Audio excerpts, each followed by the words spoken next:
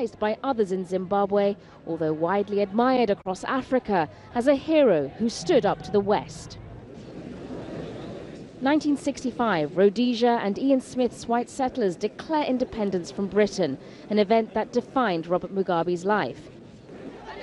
The black majority resisted racist rule. In the cities and out in the countryside, where a vicious bush war raged for years, Robert Mugabe, a teacher turned activist, emerged from prison as an articulate leader of the independence struggle. We started the war in order to get our country, and we haven't got our country. They did get their country at Lancaster House in London in 1979. And when Zimbabwe celebrated independence, Mugabe, the overwhelming winner of elections, was in power, and soon showing rival liberation fighters what he'd do to keep it. Matabeleland in the early 1980s, the opposition crushed, thousands killed in ethnic massacres, atrocities that were barely noticed abroad. They killed the people, they killed the people, they killed women, and pregnant women, they just killed those pregnant women. But there was also much to admire. Robert Mugabe brought education and health to millions of Zimbabweans. Money change. Although later the economy declined and the invasion of white farms in 2000 were a turning point, this time the world did notice. People said that this was going to happen, it was going to turn into a bloodbath, turn into another Congo. Maybe this is it. We're going to have to get out of here. It was a chaotic, destructive process, but Mugabe said he was correcting an old injustice. The land is ours, we give it to whom we please. It's not the business of Britain, you see, to tell us who to give land and who not. Whether those who are given are members of my party is irrelevant to Britain. By now, the opposition was growing. Despite torture, murder and manipulation, many Zimbabweans seemed ready to throw Mugabe out. They had a new hero, Morgan Tsvangirai, who said Robert Mugabe's early achievements will always be overshadowed by the years of oppression. Do we portray him as the great liberator, or do we portray him as somebody who has betrayed the liberation that he fought for? I think the latter will prevail. Because I think his ending does not confirm the legacy built in the earlier years of his political life. At one stage, the two rivals ended up in government together, although Mugabe made sure he kept the real power and Tsvangirai later returned to opposition. By now, his wife, Grace, 41 years his junior, had emerged as a political player, and Mugabe, well into his 90s, seemed determined to go on and on. He liberated Zimbabweans, but he also left them his ruinous legacy. Sonia Gallego, Al Jazeera.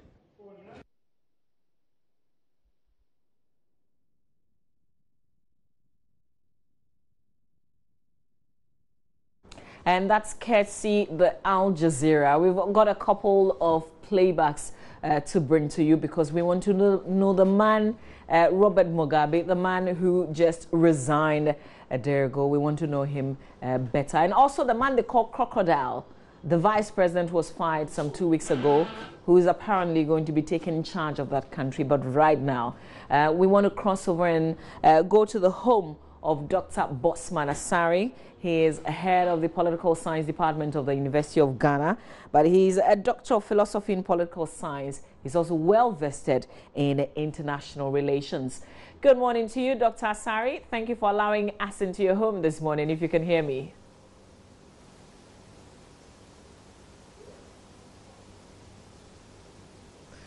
Dr. Asari, good morning to you.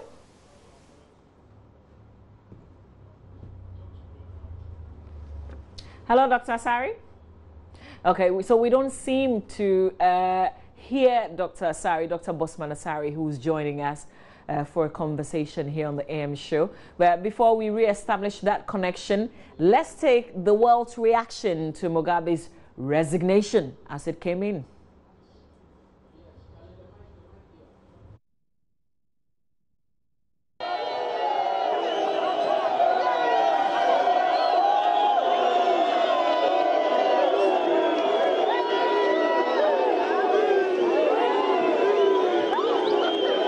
Our Our Margaret Evans has been on the ground taking all this in, bringing us the news for days now, and she joins us once again with the latest from Harare. His strongmen had gone. We want to go back home, even tomorrow, even now at night. Mistreated us for many years, but now we are willing to go back. I'm so happy, and now we can go back at any time with freedom at last. These are a fraction of the hundreds.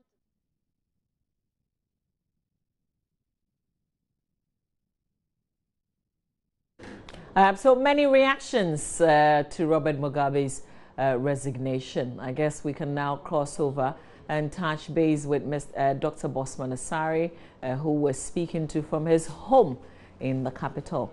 Dr. Bosman Asare, good morning to you. Hopefully you can hear me now. Good morning to you and good morning to your viewers. Thank you very much for allowing us into your home. On Robert Mugabe, you are welcome. What's your interpretation of what has happened so far that has led to Robert Mugabe resigning? In terms of my interpretation, I think I will say the people of Zimbabwe have maintained some level of decorum. They've come to the conclusion that enough is enough. They've been with him for so many years, 37 years in counting. And this was a man who generally began as a liberator, someone who thought that Zimbabweans had the capacity to be able to handle the affairs. But in the last 5 to 10 years, we noticed that he became more or less like a dictator. But in spite of that, his legacy will still live on. So I think on the whole, I would say that Zimbabweans have done very well. Mr. Mugabe himself has discharged himself to a large extent very well. So going forward, I expect the people of Zimbabwe to mobilize themselves towards an agenda of prosperity, an agenda of development, which I think they have the capacity, they have the wherewithal to be able to do that. Is this a coup or not? I wouldn't describe that as a coup. When you look at the general trappings of a coup, you normally have a situation whereby the army will say, you are no longer going to be in charge. But in this instance, when the army came in, they told us it wasn't a coup, and Mugabe was kept at a particular place, although it sounded like a coup. But generally, we heard that there were a lot of negotiations going on, trying to encourage Mr. Mugabe based on the things he did in the past to be able to resign. And yesterday when the letter came, we noticed the tone of the letter was that it was voluntary. He himself took the decision to resign. So when you look at it from that broader perspective, I wouldn't call it a coup. Do you find it curious that a man who himself decided to speak to the nation would, in resigning, write a letter that will be read by the Speaker of Parliament? Yeah, I think it's very, very interesting because, as you said, he rightly addressed the nation when he attended the university's congregation. But in this instance, for all you know, his advisors felt that the best thing to do was to put in writing. And normally, at times when you are writing, there are certain things you can put in. At times when you are speaking, looking at the occasion, at times speaking will be the best thing to do. But I figured out his advisors, the military, and all those who matter at the time took a decision that with this particular scenario, and especially the impeachment process had also begun. So they thought that the best way was to do it in writing. Because if he had been given the chance to speak, maybe the impeachment process would have traveled a certain mileage and it would be very difficult for the two processes to be reconciled. So I thought in writing it was the best. And since it was done in writing, documented, it will be put down there for posterity to look at what he actually said, what he actually wrote, etc. So I think on the whole, he himself has discharged himself very well, and the Zimbabwe people must also be commended for the patience and for the processes they've gone through, especially in the last 10 years. There are many Zimbabweans, I've heard them speak over the past couple of days, who think that the rest of Africa does not necessarily understand them, because we still see Robert Mugabe as a good man, if you like. But it looks like the Zimbabweans themselves feel differently. And we've been amazed how suddenly the entire country, if you like, have come out to support his resignation. And suddenly everybody seemed to be speaking out. So the question is, where have they been all this while if they haven't been happy with their leader? I think in the past they were highly supportive of Mr. Mugabe and his party.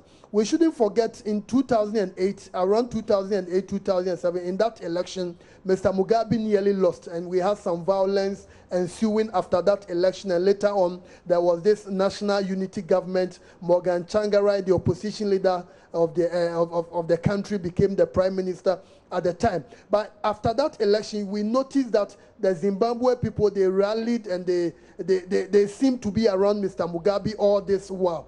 But we noticed that in the last, especially the last 5 years, some of the events unfolding in the country sent a clear signal to the Zimbabwean people that their future didn't lie in the hands of Mr. Mugabe. They needed a new direction. They needed a new course. And you know what triggered everything later on is decision to ensure that the wife became the high apparent to the throne was something that didn't go well with the ZANU-PF as a party, the members of parliament, and as well as the Zimbabwean people. So although they liked him in the past, they were so enthusiastic about him in the past. In the later years, he did certain things which were completely unacceptable. And one of the key things we must understand in politics is that people are going to be supporting you, but they are not going to be supporting you all the time. When things are not going well, they will show you a signal that they don't like the way things are going. And we had the War Veterans Association, a group that has been highly committed, supportive of Mr. Mugabe and the ZANU-PF.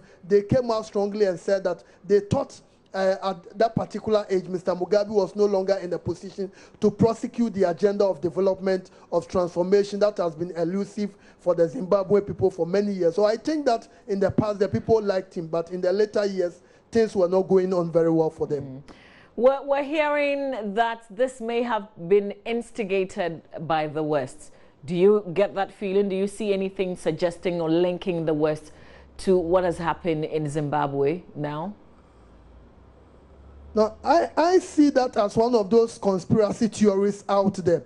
I think in Africa, anytime things are not going well, we always find solace in blaming the West, in blaming others for why we are not prospering, for why things are not going well. We've known the West has been there all this while. He has been having a lot of banter with the West, and they didn't do anything. But we noticed that with this particular instance, this was internally generated. Initially, when the army even came in, we saw some people within the ZANU-PF party who were condemning. But later on, the ZANU-PF in all the 10 provinces of the country came out strongly that they thought Mugabe was not the right person to lead them, and they were calling for the ousted vice president. So I think that those who are blaming the West should stop that. Things have not been going well. Even China has been so supportive of Zimbabwe since 1979, 1980 eras. They've invested a lot in the country. But when the incident occurred, when the army came in, China issued a statement that they were following the events in Zimbabwe with some level of concern. Literally, the Chinese people sent a signal that they were not so much against the idea that Zimbabwe must allow Mugabe to live. So it's a clear indication that both the West and, if you like, the East didn't like his style of leadership in his later years. Finally, Dr. Sari, we've also been told in some ways that this could set a certain precedence in Africa. Should we expect that other countries may kind of experience what we're seeing in Zimbabwe now?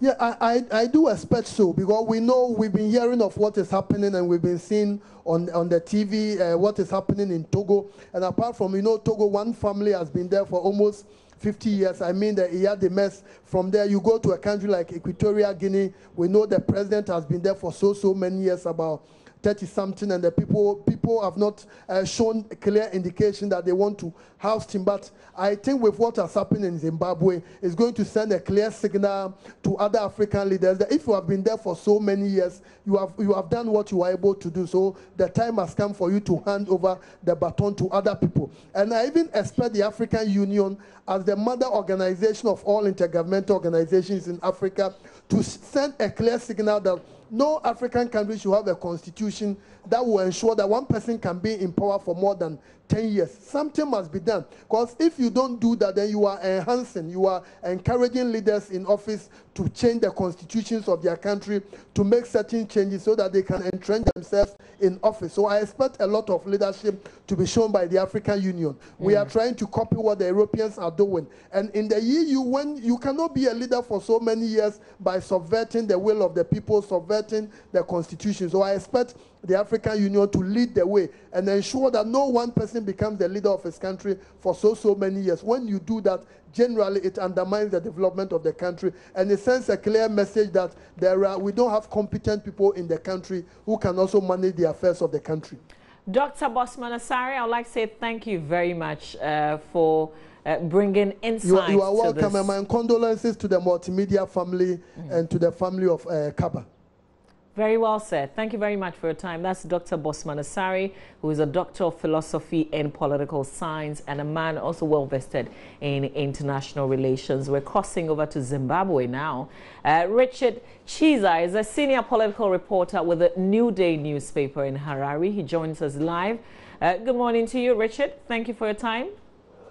Good morning. Good morning. Thank you for having me. So what's happening in Harare, where you are right now, a day after we heard that Robert Mugabe had resigned? It's the first morning that Zimbabweans are waking up to a life without President Robert Mugabe. He has been part of the political architecture of this country for the past 37 years. And Zimbabwe has known only two leaders since 1964 or 65, Ian Smith and Robert Mugabe.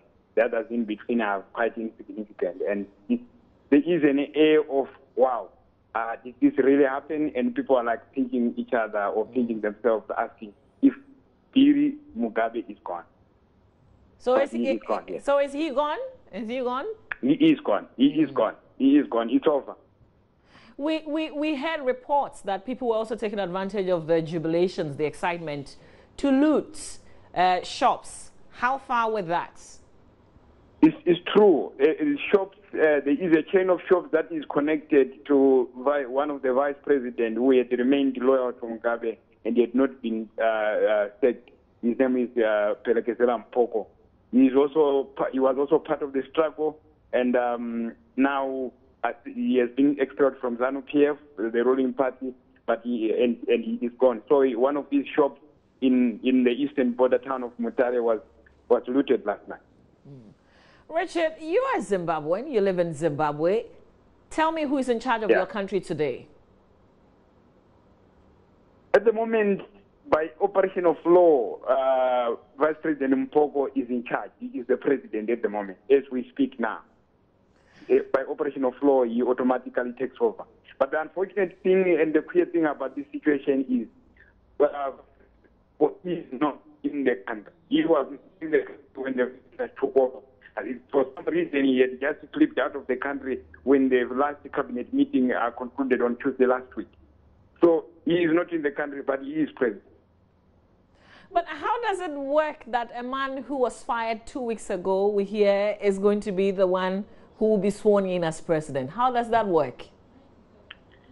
The operation of our law is such that when there is a vacancy in the president, the party that provided the president has to sit and make a decision to forward a name to parliament to identify who will take over. And last Sunday, the ZANU-PF Central Committee sat and they agreed that Mnangagwa would be the president of the party, besides the fact that he had been sacked from government. So they agreed that he would take over. They recalled Mugabe as president of the party. They call him first secretary and president in their party. So Mnangagwa took over as president of the party. And automatically the party Central Committee, which is the highest decision-making body outside Congress, agreed that Mnangagwa would be their nominee if they were to be in a vacancy in the presidency, because they had decided Mugabe should resign by midday Monday. So Mnangagwa, is he back in Harare? He is expected at 1 p.m. today. And what would happen once he touches down in the country? Once the legal niceties are being taken care of as we speak now, Speaker of Parliament called for a press conference in the morning, and it's underway just as we speak now. And also, Mnangagwa is expected to come in today at 1 o'clock. He's going into a briefing with military chiefs. After that, he is supposed to meet officials from the Office of the President and Cabinet, basically led by Chief Secretary to the President and Cabinet. His name is Misha Expanda. And they're going to be meeting and see if the modalities can be worked out to make sure he's probably sworn in today. That's if it can happen. But I suppose that's what they want, to first fix it and make sure the vacuum that is there is plugged. We also understand that there will be elections in 2018. The expectation is that there will be an election. Mnangagwa is supposed to finish Mugabe's term. That's up to 23 August next year. On or before 23 August, there should be an election in Zimbabwe, unless something happens. But the opposition has been agitating for a transitional authority, which tells me, with my experience, the kind of request that the opposition is putting forward seems to suggest that they don't want election. They want to defer election beyond 2018. And that's what I think is likely to happen. If Mnangagwa is going to be pragmatic about this and look at the development of the country, transformation of the country first beyond the politics, I think there is going to be some kind of negotiation towards a deal to defer elections beyond 2018. So what's the conversation around Robert Mugabe? What's going to happen to him now? Is he going to stay in Harare?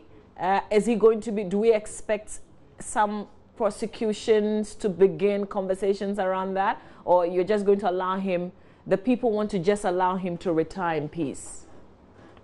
Mugabe seems to have cut a deal with the authorities, that the particular those in the military and obviously representing Mnangagwa. He has cut a deal to have full immunity. He will have full immunity from prosecution. And I understand from sources close to the establishment that Mugabe also is going to be allowed to keep all his properties and every business that he owns, and basically that's that. So he has full immunity, so he can stick around.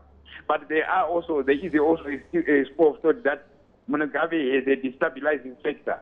That given that the man who is going to take charge, he had rejected him and fired him and probably tried to kill him, as it were. So the thing is, it will be difficult now for Mnangagwa to come in and assert his authority with Mugabe sticking around. He is basically a sore thumb, as it were. So where is Gucci Grace? Gucci Grace is in town. Gucci Grace he had been under house arrest alongside the president at their private home in Harare. Amazing. Interesting times in Zimbabwe. But personally for you, how are you feeling? How is this whole unfolding event making you feel as a Zimbabwean? It feels so great. It feels so great just that after so long a time trying to fight to have Mugabe at least hand over power to someone, or at least allow an election that will give Zimbabweans their free will to be respected. This is how it ended. It didn't need to be like this, but it's how it ended at the end. And it gives you a feeling of, wow, this is it. At the end of the day, Mugabe is gone. We have to start again, to start to rebuild the country. And I hope each one of us as citizens of the country can put their differences aside and try to see how we can contribute to the development of our country. Whoever comes in, Mnangagwa, or if the opposition wins the next election, at the end of the day, the baseline is we are all Zimbabweans and we have to do something to develop our country. Richard, thank you very much. For those of us who are sitting back and watching, the future seems uncertain, but enjoy what's happening today. Richard, thank you very much. That's Richard Chiza. Thank you for having me. Thank you very much. Sure. He's a senior political reporter with the New Day newspaper in Harare. And Roland Walker has just been sitting back and enjoying the conversation. It's good to know what's happening inside Zimbabwe. But it's appropriate for us to find out who the man who's coming to take charge of the country now, who is he? Beyond the fact that we know him as a crocodile, he's been the justice minister, he was speaker of parliament once, and then rose to the position of vice president until 2 weeks ago when he was fired.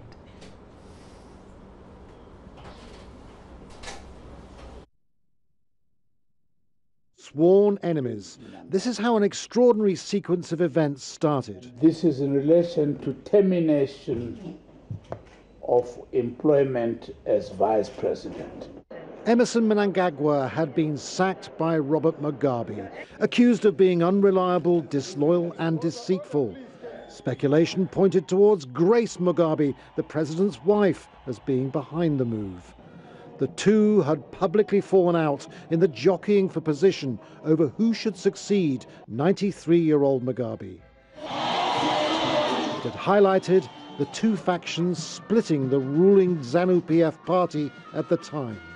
The military and the war veterans loyal to Mnangagwa and Grace Mugabe's youth ZANU dubbed G40. Mnangagwa fled abroad, but his supporters planned their response, and it was dramatic. The head of the defense forces warned the army would step in if the purges of politicians it favors didn't stop. Hours later, armored vehicles rolled into the capital, Harare. We wish to assure the nation that His Excellency, the President of the Republic of Zimbabwe and Commander-in-Chief of the Zimbabwe Defense Forces, Comrade R.G. Mugabe, and his